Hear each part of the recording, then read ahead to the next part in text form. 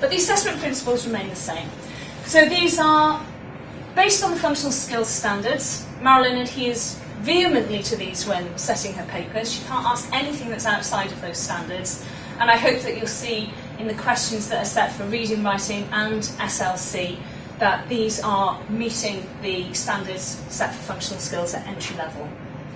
We also try to ensure that there's a real-life application for these learners. We do have difficulty trying to find context that would suit all learners. Please bear in mind this isn't a 14 to 19 qualification, it is one that is for adult learners as well. In fact, I think the oldest candidate we had last summer was 56. And I think particularly given the current economic climate, a lot of people who may have recently left the workforce are trying to retrain in order to get wider qualifications. So these aren't qualifications aimed explicitly at 14 to 19-year-olds. Therefore, what we're trying to do is to encourage real-life contexts that cover education, work and life. So whilst the context may not be wholly pertinent for them at that moment in time, these are certainly skills that they will need to have in real-life contexts later in life. I think we can refer back to a paper that we set on flat hunting very early on in the pilot. Some of your 16-year-olds may be in that position already. Few of them, but some may, but it certainly is a skill that they will need for later in life. So Marilyn is very mindful of the real-life applications of functional skills. We try to avoid test-style items as much as possible. Obviously, with the assessment of reading at entry level, there needs to be guidance and very explicit instructions as to how we are testing the reading and understanding. But there will be problem solving in there, as is a requirement for all functional skills papers.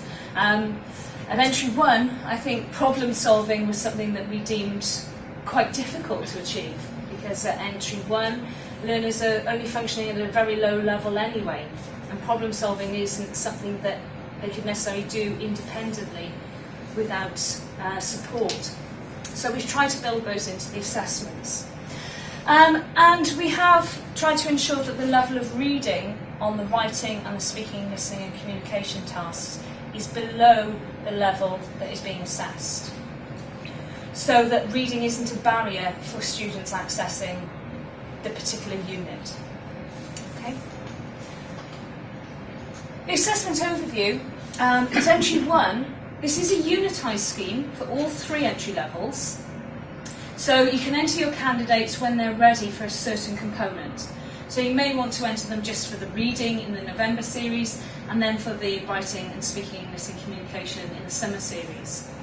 However, with the entry level qualifications here, we do try to ensure that there is a common theme across all three components.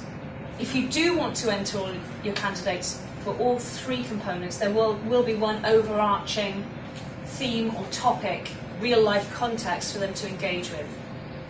It certainly won't benefit those who are just doing the reading or disadvantage them if they're just doing a single unit in a series, because this is a controlled task and it means that you can familiarise your students with that context.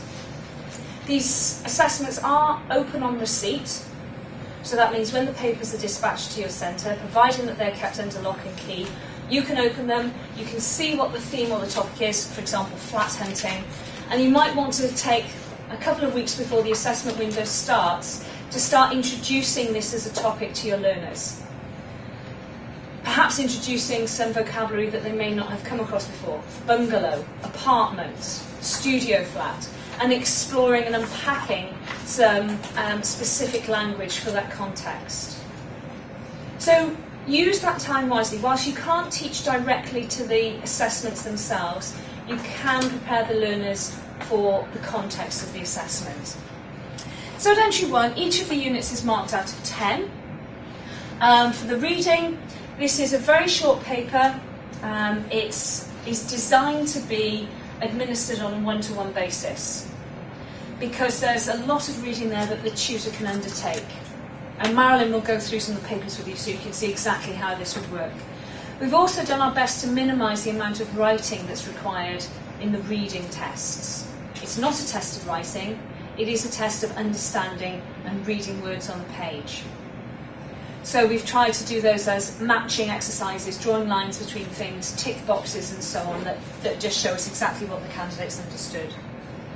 The writing task will just be one activity with some scaffolding according to the points that we want the candidate to bring out in their writing. And Marilyn will go through the expected length there for entry 1 learners and the quality. And the task for SLC is very much just a simple discussion or exchange. Again, a one-to-one scenario where you can prompt, ask questions, and support your learner through whatever kind of discussion activity they can manage. Entry 2, this is slightly different because each of the units is marked out of 20. The reading here is an answer booklet with an A3 colour resource. And I think the progression is quite clear from entry 1, entry 2 and entry 3. Again, it's all unitised. The writing, there are more tasks here. We tend to have 2 or 3 writing tasks, but they're very short in nature. And again, Marilyn will exemplify the kinds of responses we'd expect there. And again, for the speaking, listening and communication, active contributions to discussions and exchanges about familiar topics. So something that is close to their own experience. And then for entry 3, my apologies for this in your pack. The marks there should be out of 30 for each of those units. I'd be grateful if you could change those just on your own there. Do apologise for that. So you can see the clear progression in demand.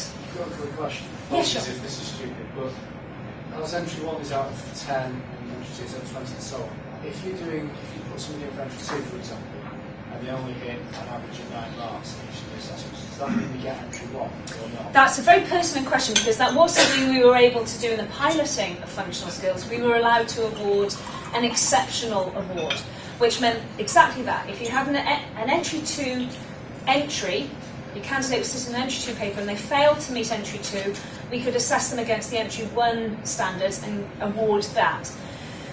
It's part of the regulatory requirements that we can no longer do that. So this is why your diagnostics are very important within your classroom situation, to assess where you feel your candidates are before making those entries. Some centres start off with entry 1 and put them all in at entry 1 in the November. They do all the units, and those who make really good passes go on to do entry 2 in the summer, and then perhaps in the November of their second year, in year 11 perhaps, they would go on to the entry 3 for those who are capable. So you can use it as a progression scale. Obviously it depends on the financing within your centre. If your centre's happy to fund those entries, that's fine. But these are very, very cheap qualifications for making entries. I think it's currently £9.75 for the whole qualification. That works out to be £3.25 per unit. And of course you can resit any of these components. Exactly the same as level 1 and 2. If you've got an entry candidate who fails one unit and they were marginal and you want to enter them again because you think in another couple of months they'll have the skills to pass at that level, you can re-enter and then you can have the cash in at that level. The key thing to remember with functional skills at all levels is that candidates can only be awarded a certificate for English at the lowest level of their achievement. So even if a candidate was entered for entry 3 for reading and entry 3 for speaking, listening, communication, but their writing was only of an entry 2 standard, they would be awarded an entry 2 certificate overall. The reason you can mix and match levels of entry for your units is because we report the unit achievement on the certificate, which I think is very positive for those of you who have candidates with spiky profiles. So what it means is that even if you know you have a severely dyslexic child who has perhaps motor difficulties, can't write, can't put anything on paper, can barely get into level, entry 1, but their reading and their speaking, listening, communication is of entry 3 standard, they would get the entry 1 qualification overall, but the certificate would state that they had entry 3 in reading and entry 3 in speaking, listening, communication. So it is about achievement, this qualification. It's not about the lowest common denominator. It is about reporting particularly for further education, college places or employers, they can then see where this candidate's skill levels are. So with the entry 3, slightly more demanding in terms of the questions that we ask. Marilyn will go through those standards with you. The writing tasks tend to be 2 slightly longer tasks. We tend to set an email and a letter there, so we're covering formal and informal writing. And the speaking, listening, communication, we've got 2 tasks there about discussions in both informal and formal settings. I'll draw your attention to the WJEC website because we've got a number of documents on there which are very, very important. The first being the administration booklet. This was put together for examinations officers initially, but I think it's a good one-stop shop for you to get all your key dates, key information about what needs to be sent to WJEC when and what we're going to be sending out to you and when. It takes you through all the administration processes and what you need to do there. We've also produced teacher guides to support the delivery of functional skills at entry level. And this is quite a useful document to amplify the specification document, and it's more geared to teaching and learning. So there are lots of resources in there that you could use with your learners, as well as giving you perhaps different ideas about pathways through functional skills at entry level, how this could be delivered and so on. We've got a series of teaching resources on the Secure website.